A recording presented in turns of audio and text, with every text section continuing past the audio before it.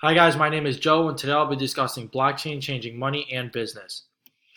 Bitcoin was the first major application of blockchain technology.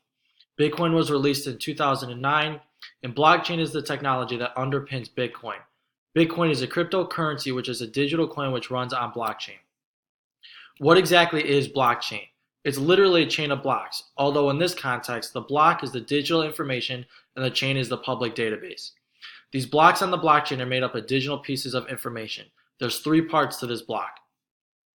One, the blocks store information about transactions. So the transaction information within the blocks are the data, the time, and the dollar amount.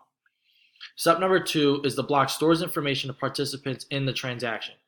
A block of your purchase from a website would record your name, the name of the website. So let's say you made a purchase off of Amazon. Amazon would be the website that would be recorded within the block. And this is recorded without any identifying information. So you get what is called a unique digital signature. So your real name is not actually recorded within the block. It's your digital signature, kind of like a username. And step number three, the block stores information distinguishing it from other blocks, which is called the hash code. Each block has a different hash code, and I will get into what the hash code actually is later on in the presentation.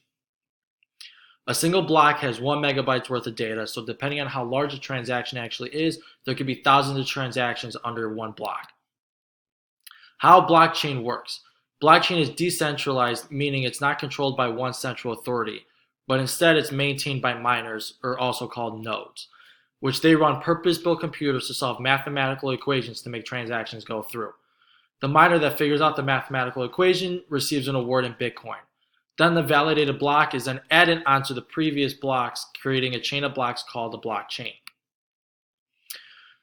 In order for a block to be added to the chain, four things must happen. The first step is a transaction must occur. In other words, you make a purchase.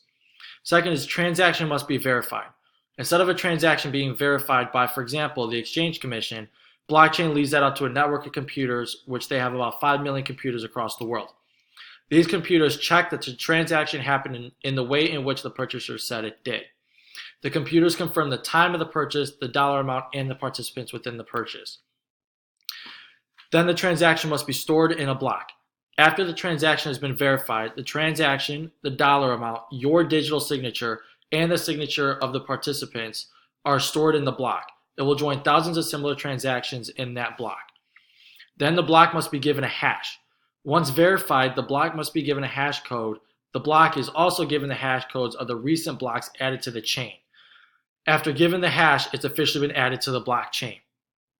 When a block is added to the chain, it becomes publicly available, so the public can see the transaction data, the time, where, and by who the transaction was made by.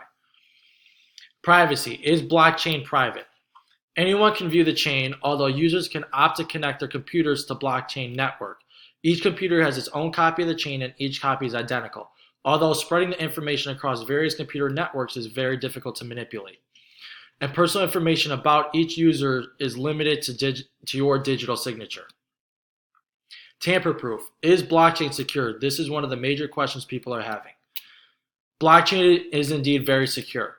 New blocks are stored linearly and chronologically. Each block has a position called a height. Each added block carries a hard cryptographic reference to the block before it, and part of the puzzle involves working out the notes, which creates a digital fingerprint, which is called the hash code, which is encrypted. The hash codes are created by a mathematical function which turns the digital information into numbers and letters. Each hash is creative per block. In order to hack the system, each earlier block would require the cryptographic puzzle to be remined. This is virtually impossible. So yes, blockchain is secure. How blockchain is changing money. Blockchain enables companies of any size to raise money in a peer-to-peer way through global distributed share offerings, taking out the third party within transactions. In 2016, blockchain companies raised $400 million from traditional venture investors and nearly $200 million through ICOs rather than IPOs. ICOs are initial coin offerings and IPOs are initial public offerings. ICOs represent content and digital right management platforms. Blockchain acts as a distributed venture fund such as the DAO, but although for decentralized organizations. Blockchain also creates new platforms to make investing in ICOs and managing digital assets easy. This graph shows the total number of transactions through blockchain throughout the year. So starting from June 25th of 2018, there was 324,629,885 transactions. Fast forwarding to now, June 24th, 2019, relatively recently, there was 427,880,262 transactions. This shows how the number of people using blockchain increased throughout the year. This next graph shows the market price and the market value of one single Bitcoin and how this has changed throughout the year. Like I said, the same thing annually. So June 25th, 2018, one Bitcoin was $6,219, and that is compared to US dollars. And June 24th, 2019, again, relatively recently, one single Bitcoin is now at value of 11,315 US dollars. This shows the expansion of Bitcoin throughout the year. Blockchain's pros and cons. This is something a lot of people have been asking about. What are the pros and what are the cons about using blockchain? We'll start with the pros. The pros are improved accuracy by removing human involvement and verification. Blockchain's left up to the mathematical equations. The cost reductions by eliminating third-party verification. So these people don't need to pay any extra fees to third parties, including banks. Decentralization makes it harder to tamper with. Transactions are secure, private, and efficient. And blockchain uses transparent technology. Now going to the cons of blockchain. There are significant technology costs associated with mining Bitcoin. So these purpose-built computers that these miners use to figure out these mathematical equations cost thousands upon thousands of dollars of obtaining them and housing them. Blockchain is susceptibility to being hacked, although blockchain being hacked is very unlikely. It's still a susceptibility that it will be hacked, so that's kind of a con. There's low transactions per second. Last year, half of the transactions were less than 200 minutes, which is a low number. And blockchain has a history of being used for illicit activities. Investors and consumers shy away from anything that has history of illegal activities.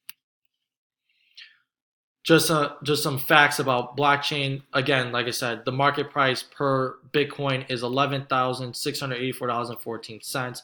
Each block can contain 1.24 megabytes per size, and there's 348,640 transactions per day.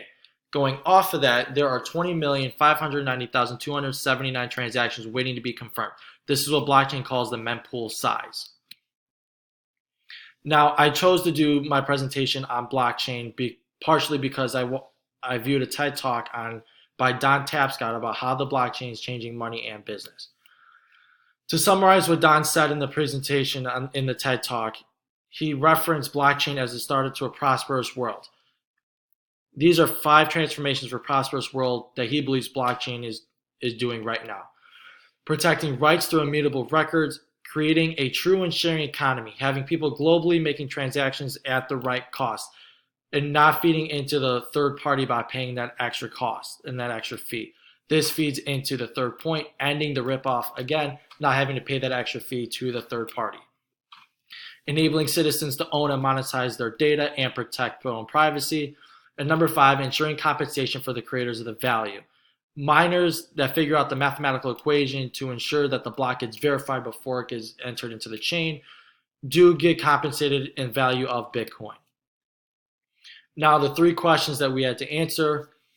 I am a business major with a concentration in finance, and this subject matter relates to my field of study because it shows the effect of how blockchain and the market trends, how the market is changing with this new technology, and if banks are going to take a hit due to the elimination of third party, again, going more peer-to-peer, and how investors and consumers are reacting to the new ways of money a la cryptocurrency. Question number 2 is based on how this TED Talk ties into creativity. This TED Talk ties into the creativity because there's nothing like blockchain in the world. Blockchain's hacking difficulty is virtually impossible to hack. There's no third party within these transactions. Again, it's strictly peer-to-peer, and it's decentralized and only uses Bitcoin, not US dollars. The minds behind blockchain thought long and hard about this process and had no other choice other than to be creative for investors and consumers to use blockchain. 3 questions that I would ask Don in this presentation, listening to this TED Talk, would be: how long does it take miners/nodes to figure out the mathematical equation? Why do investors and or consumers shy away from using cryptocurrency? And what is the cost of the purpose-built computers that these miners use to figure out these mathematical equations? I hope you guys learned something, and thank you for listening.